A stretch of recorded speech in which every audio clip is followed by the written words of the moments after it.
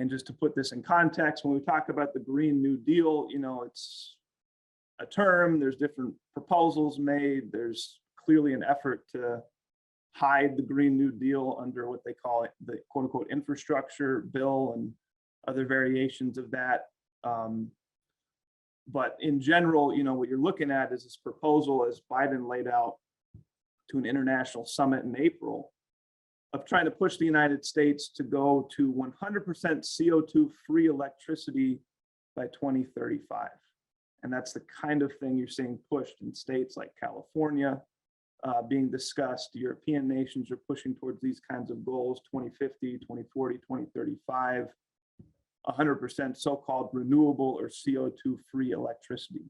Now, last week, we took some time to go a little bit in depth in the whole CO2 issue, so I'm not going to go into that. I'm just going to state outright that, you know, we don't need to be concerned about the rise of human CO2 emissions in the atmosphere. So that premise motivating the whole thing should just be disregarded, quite frankly. But let's look at the actual impact of what this kind of program would have on the US economy. It would devastate the US economy. It would destroy the US economy. No question about it. And when they talk about CO2 free electricity, you know, let's be clear, there's not really a support for nuclear power in there.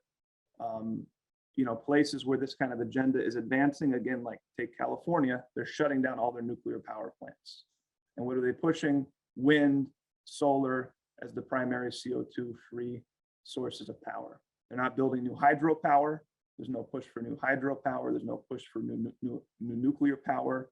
You know, there's some little smattering of support in it in some of these bills. But when these guys in the Biden collective, the people behind the Great Reset, you know, the forces really behind this Green New Deal policy talk about the Green New Deal and CO2 free electricity, they're really talking about large scale wind and solar. So what does that mean? This is some stuff we've covered in some previous discussions.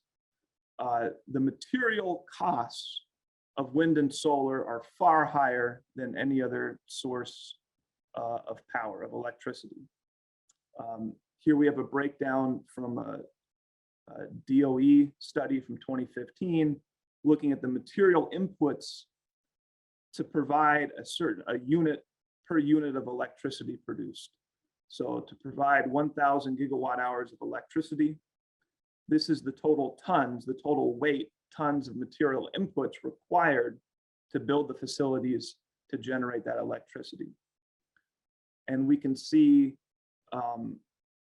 wind and solar are the highest. If you kind of put hydropower aside, because the vast majority of the inputs for that is in the form of one material input, concrete. So you kind of just put that aside and you compare wind and solar with nuclear. Wind takes about 11 times the material cost to build the windmills to generate the same amount of electricity as a nuclear power plant. Solar, it's about 16 times higher, right? Why? Because these energy sources have inherently low energy flux density, as Mr. LaRouche would often talk about.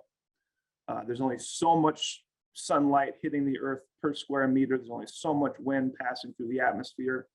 The actual amount of energy concentration, the amount of energy flowing through a certain area or volume per time is actually very low for these sources. So if you want to power an economy, a nation on these systems, on wind and solar, you got to cover vast arrays of territory, huge scopes of territory, hundreds of times larger land area than, again, compared to nuclear power with windmills and solar panels to generate the same amount of electricity, right? So it's hugely physically costly for these sources. On the other side, obviously, there's no fuel input required, right? The wind is there, the sun is there. So, you know, that's supposedly the benefit of these sources, but again, they're incredibly costly. But on this side, it's worth comparing nuclear then against fossil fuels, chemical sources of electricity, natural gas, coal. the energy density of the weight of nuclear fuel. And we'll get into both fission and fusion towards the end. But the energy density, the energy weight of these sources, the energy per weight of these sources, of these different fuel sources is dramatically different. Coal is 15,000 times less energy per weight of the fuel. So if you have 1 ton of nuclear fuel, it would require 15,000 tons of coal to get the same amount of energy, right? A 15,000 fold difference. Natural gas, 7,500 fold difference, right? So you kind of have this, from a physical standpoint, you really see the benefit of nuclear power, right? On the material inputs to build the actual power generation systems themselves, wind, solar are far higher, nuclear is far lower. In terms of the fuel input, natural gas, coal are far higher, nuclear is again far lower. So this should give you a sense in physical terms, and we'll get a little more rigorous into the physical economics of this. Nuclear power, and again, fission, and in the future, fusion, is really the way to go. So let's, from this standpoint, from this physical, scientific, physical economic perspective, let's look at the Green New Deal. So the proposal is that's being floated 2035, 100% of the electricity generated without CO2 emissions. So just to make a very simple assumption as to what that might look like, I took from 2020 out to 2035, dropped natural gas and coal down to 0, kept hydropower and nuclear at their present levels, which might not be what these guys are actually proposing, and then expanded wind, solar, biomass, and geothermal at the same ratio they are presently relative to each other. So the so-called renewables, encapsulating wind, solar, biomass, geothermal, kept those at the same relative ratios and expanded that out. So this is what the and this is in terms of total electricity generated and consumed by the economy each year. That's what we're looking at here, by the different fuel sources. So this is a depiction, an estimate, a fair estimate of what Biden's 0 CO2 for electricity by 2035 might look like. But what will be required in terms of the physical material inputs to achieve that, which we were just looking at, right? So here is a depiction of what the estimated physical material input per by the different sources of electricity for the last 70 years. Hydroelectric, nuclear, natural gas, coal, and the renewables in terms of wind, solar, biomass, and geothermal. Here we're not looking at how much electricity does each generate, but we're looking at what's the total material inputs: concrete, steel, plastics, aluminum, cement, and so on. What's the total material inputs required to generate electricity from each of these sources as an estimate based on this 2015 DOE study. So we see where we're at currently. And if you were to apply the estimate we just gave for Biden's CO2 plan, CO2 reduction to 0 by 2035 for the electricity sector, this is what you're looking at. A massive increase in the physical goods required to produce electricity. Because again, wind, solar, you're talking about 11 to 16 times more material inputs to generate the same amount of electricity as with nuclear power because of the energy flux density issue, right? So between 2020 and 2035, following our estimate of the Biden plan, you'd have to triple the total physical inputs into the electricity sector just to produce the same amount of electricity. right? That's inherently an entropic plan. If we want to look at what that looks like, combining everything we've looked at so far. So this is the estimate of the Biden plan. The blue dotted line there is electricity generation. So that's steady, right? It's been roughly the same annual electricity consumption in the United States from the year 2000 to 2020. That's not a good sign, but that's the reality of what's happened. And if you were to keep that steady and produce and consume the same amount of electricity each year out to 2035, but do it with this increase in renewables, you can see the vast increase of physical inputs. And here we have it broken down in terms of concrete in red, steel in blue, and other material inputs, plastics, aluminum, and so on. So in Mr. LaRouche's Science of Physical Economics, something that LaRouche PAC is continuing to develop, continuing to pursue, and is absolutely a crucial part of understanding how to fix the economy and how to really get us out of this mess and take us into a productive future.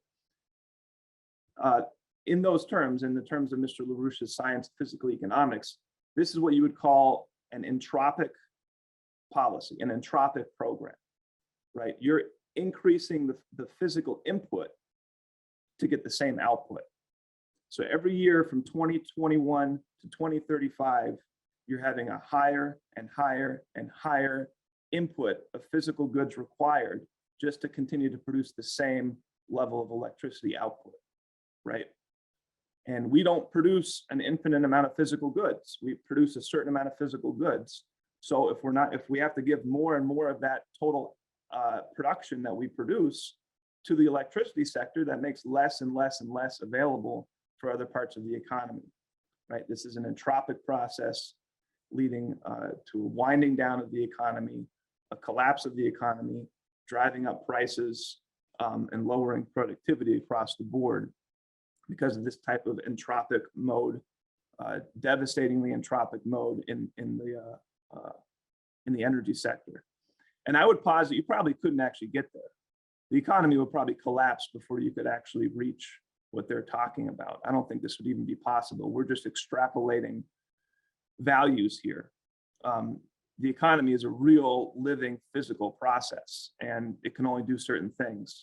So I don't think this is even really a possible scenario without a dramatic population collapse in living standards. So again, this Green New Deal is catastrophic. And we've already seen the beginning of this. If you look at Europe and you look at the relation between wind and solar implementation and prices, you see it's absolutely clear. The more wind and solar you have, the higher the cost of electricity. Why? For the physical reasons we just covered, right? The more wind and solar you have per person implemented across all these different countries, the higher their electricity prices. You know, totally clear physical relation is demonstrated in this data here, right? The nations like Germany and Denmark, which had the highest level of wind and solar installed per person in those countries, have by far the highest electricity rates in Europe. And you're also seeing that in the United States. If you compare California, for example, where over the last 10 years, as shown here, you've had a major emphasis on building up large-scale wind and solar power. The electricity prices in California have grown year after year after year, where the rest of the country, minus California, the electricity prices have been pretty much flat, right? So in 2011, California was already starting, 50% higher than the rest of the 49 states averaged together in terms of electricity prices. And by 2020, that's now like 100% higher. It looks to be about double, right? So, and this is at relatively low levels of implementation of wind and solar, right? If you were to try and go this 100%, again, I don't think you could actually get there. But in the process of trying to get there, the prices will continue to rise and rise and rise, meaning people can't afford electricity. Companies are going to leave, industries are going to leave. We've already seen that in Europe. They're fleeing Germany where they can't afford the electricity prices. They're going other places. So again, this is an economic death blow, the Green New Deal.